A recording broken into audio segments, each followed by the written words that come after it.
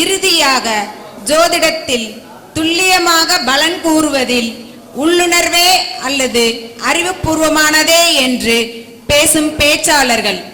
முதலில் மகளிர் அணிக்கு மணிமகுடமாக திகழும் சங்கத்தின் மகளிர் அணி தலைவி கோவை காயத்ரி அம்மா அவர்களை பேச தேவசார ஜோதிடம் சங்கம் சார்பாக வருக வருக என அழைக்கின்றோம்.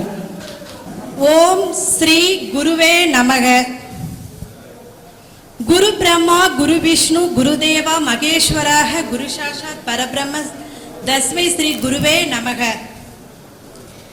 என் தாய் தந்தையரை வணங்கி எமக்கு வேத ஜோதிடத்தையும் கேபி உயர்கணித தேவசார ஜோதிடத்தையும் கற்றுத்தந்த எனது குருநாதர் டாக்டர் சர்க்குரு ஸ்ரீ வளர்ராஜன் ஐயா அவர்களின் பாதங்கள் வணங்கி, சார ஜோதிட சக்கரவர்த்தி பரமகுரு தேவராஜ் ஐயா அவர்களையும் வணங்கி 15வது மாநாட்டு திருவிழாவிற்கு வருகை தந்துள்ள அனைவருக்கும் என்னுடைய மனமார்ந்த நல்வாழ்த்துக்களை தெரிவித்துக் கொள்கிறேன்.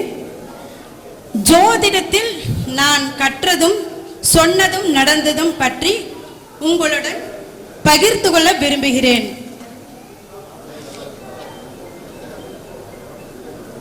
சர்க்குரு ஸ்ரீ வளர்ராஜன் ஐயாவிடம் நேரடி வகுப்பிலும் டிவிடி வழியாகவும் கேபி உயர்கணித தேவசார ஜோதிடம் கற்றுக்கொண்டு 15 வருடமாக நான் ஜோதிட துறையில் இருக்கிறேன்.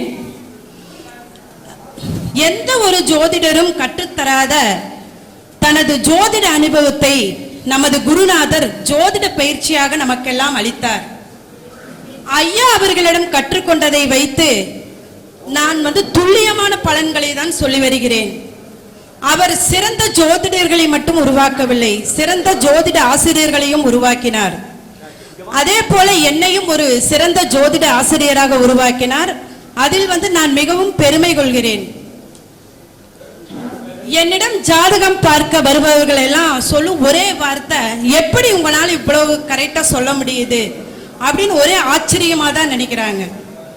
வேத ஜோதிடத்திலும் கேபி உயர்கணித தேவசார ஜோதிடத்திலும் அவருடைய அனுபவத்தையே நம்மளுக்கு நம்மளுக்கு பயிற்சியாக அளிக்கிறார். எந்த ஒரு ஜோதிட ஆசிரியரும் கற்றுத்தராத நுணுக்கமான விஷயங்களை எல்லாம் நம்மளுக்கு அவர் கற்றுக் கொடுத்தார். பிறப்பு முதல் இறப்பு வரை ஒருவருக்கு முக்கியமானது என்னவென்றால் ஒரு திருமணம் பொருத்தம் மட்டும்தான். திருமணம் சரியான முறையில் அமைந்தால் மட்டுமே ஒரு வாழ்க்கை முழுமையானதாகும். வேத ஜோதிடம் சரி, கேபி ஜோதிடத்திலும் இணைந்து திருமண பொருத்த பலன் பார்க்கும் பொழுது அவ்வளவு ஒரு பிரிவு, திருமண வாழ்க்கைக்கு ஒரு பிரிவு என்பதே இருக்காது. நான் பார்த்த ஜாதகங்களை சிலவற்றை நான் உங்களோட பகிர்ந்து கொள்ள விரும்புகிறேன். ஒருத்தர் என்கிட்ட ஜாதகம் பார்க்க வராரு. அவரோட தம்பி பேங்க்ல இருந்து பணம் எடுத்துட்டு வரையில சுமார் ஒரு 10 லட்சம் ரூபாய் பணத்தை மிஸ் பண்ணிடுறாரு. அவர் அவங்க அண்ணாக்கு போன் பண்ணி இப்படி நான் பணத்தை தொலைச்சிட்டேன், பணம் கிடைச்சா மட்டும்தான் வீட்டுக்கு வருவேன் அப்படின்னு சொல்லிட்டு போனை கட் பண்ணிடுறாரு, சுவிட்ச் ஆஃப் பண்ணி வச்சிடறாரு. அவங்க என்ன நினைச்சுக்கிறாங்க, ரொம்ப பயந்துக்கிறாங்க, எப்படிடா பணத்தை காணன்னு சொல்றாங்களே, ஏதாவது தப்பான ஒரு முடிவு எடுத்துருவாரோ அப்படின்ட்டு பயந்துக்கிறாங்க. அப்போதான் அந்த சமயத்துலதான் என்கிட்ட ஜாதகம் பார்க்க வந்தாங்க. நானும் அவரோட ஜாதகத்தை ஆராய்ச்சி செய்து பார்த்து இவர் ஒரு பொண்ணோட தான் இருக்கிறாரு அப்படிங்கறது சொன்னேன். ஆனா அவங்க நம்பல. அந்த பையன் அப்பேற்பட்ட பையன் கிடையாது, நல்ல தங்கமான பையன் அப்படின்னு சொல்லிட்டு போயிட்டாங்க. மறுபடியும் ஒரு 10 நாள் கழிச்சு பையன் உயிரோட தான் இருக்கிறானா, எப்ப வருவான் அப்படின்ட்டு ரொம்ப கவலைப்பட்டு என்கிட்ட கேட்கறாங்க. மறுபடியும் ஜாதகத்தை பார்த்துட்டு நான் சொல்றேன், கண்டிப்பா இவர் இப்ப இந்த சுச்சுவேஷன்ல கண்டிப்பா கல்யாணம் நடந்துருச்சு அப்படின்ட்டு சொன்னதுக்கு அவங்க அப்படியெல்லாம் பண்ண மாட்டாங்கன்னு சொல்லிட்டு போயிட்டாங்க. அதே மாதிரி ஒரு 10 நாள் கழிச்சு அந்த பையன் திருமணம் செஞ்சுட்டு வராங்க. அப்போ உடனே அவங்க அம்மாவும் அண்ணனும் என்னை சந்திச்சு ரொம்ப சந்தோஷப்பட்டாங்க. இவ்வளவு ஒரு துல்லியமா சொல்றீங்களே, எப்படி உங்களால இப்படி கரெக்டா சொல்ல முடிஞ்சு, எந்த ஒரு ஜோதிடருமே இந்த மாதிரி எனக்கு சொல்லல அப்படின்ட்டு என்னை ரொம்ப பாராட்டிட்டு போனாங்க. அது ஒரு தேவசார ஜோதிடத்துக்கே கிடைத்த ஒரு மாபெரும் வெற்றி. அதே போல பிறக்கும் குழந்தை ஒரு ஆணா பெண்ணான்ட்டு நம்ம தேவசார ஜோதிடத்தில் துல்லியமாக நம்ம சொல்ல முடியும். எப்படின்னா என்னோட தம்பி மிஸ்ஸஸ்கே பார்த்தீங்கன்னா நான் பெண் குழந்தை தான் பிறக்குன்னு சொன்னேன். அதே போல அவங்களுக்கு ஒரு பெண் குழந்தை தான் பிறந்துச்சு. அப்புறம் இன்னொரு ஜாதகம் பார்த்தீங்கன்னா, ஒரு பெண் வந்து என்னோட ஜாதகம் பார்க்க வந்தாங்க. அவங்களோட அக்காவுக்கு, அவங்க அந்த அக்காவுக்கு வந்து 2 ட்வின்ஸ் பாய், ரெண்டுமே ஆண் குழந்தைகள். அப்புறம் 2வது இவங்க கன்சீவா இருக்காங்க. அந்த குழந்தைய வந்து வேண்டான்ட்டு அவங்க மாமனாரு சரி, மாமியா, வீட்டுக்கார எல்லாருமே பிரச்சனையா இருக்கு குடும்பத்துல. இருந்தாலும் அந்த பெண் வந்து ஆண் குழந்தையாக இருந்தாலும் சரி, பெண் குழந்தையாக இருந்தாலும் சரி, இந்த குழந்தை வேணும்ட்டு ஒரே வீட்டுல பிரச்சனை. அப்பதான் அந்த சமயத்துலதான் அவங்க தங்கச்சி என்கிட்ட வந்து ஜாதகம் பார்க்க வந்தாங்க.